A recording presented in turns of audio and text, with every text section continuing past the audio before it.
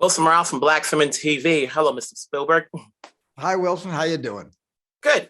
Now, I think I've seen this movie more times probably than The Godfather, The Ten Commandments, you know. And so while there have been other variations of the play, no one's really tackled the film before. At what point did you decide you wanted to create your own cinematic version of one of the Mount Rushmores of film musicals? I think it was from the first time I heard the record when I was 10 years old.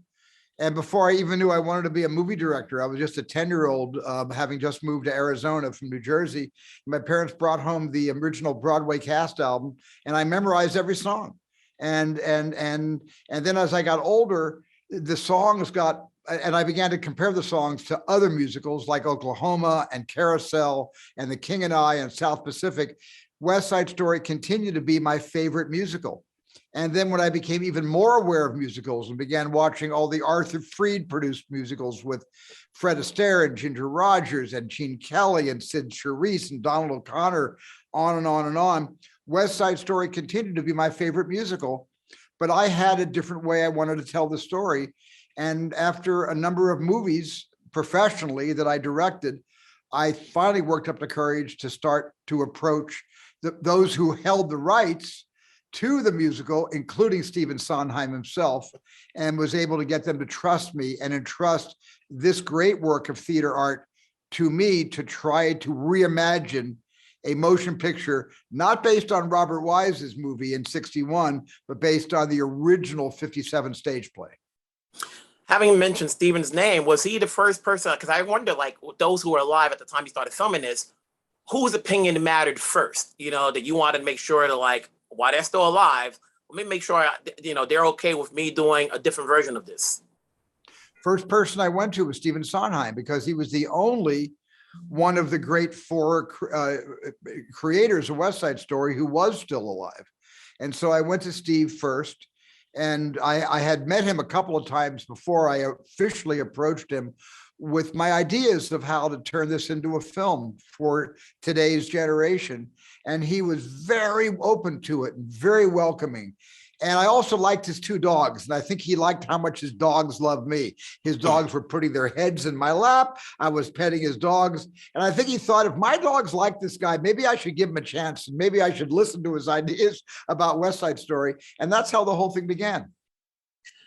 You're tackling on a musical and you've tackled on many genres. Was there any sort of challenge in terms of recreating or a different intensity to some of the scenes that we all remember? I would not have attempted to do another West Side Story film unless there was a way I could make it more authentic and more diverse and more relevant to the world that we live in and to the languages that both unite us and divide us. I wanted this film, I wanted the Puerto Rican characters to speak a lot of Spanish, and I did not want to subtitle the Spanish. That was something that Tony Kushner, who wrote the script, we both agreed on. And I wanted the characters to be complicated, the way people are complicated. These weren't surface characters who introduce a song with one line of dialogue and start singing. These are characters that are very complicated in their relationships with each other. And one of the things when Stephen Sondheim saw the film for the first time, and way back in February, what he loved so much was how each scene, an entire scene, sets up the song, so the song doesn't feel arbitrary, but instead feels organic to what the characters are trying to say to each other. And then bringing on Rita Moreno and giving her a part and giving her a little bit more to do than expected. What was that about? Well, it was Tony Kushner's husband's idea. Why don't you get rid of the character of Doc? He's died, but his widow, who's Puerto Rican, has taken over the candy store. And why don't you ask Rita Moreno if she would play Valentina, Doc's widow? And that was Tony's husband's idea, Mark Harris. Tony immediately called me on the telephone, gave me the idea. I went, well, that is a masterstroke. Will she say yes?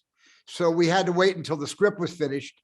And I approached her and I sent her the script, and she loved the character. She was afraid we were going to stunt her, meaning she was afraid we were going to use her as a stunt because she was in the '61 film.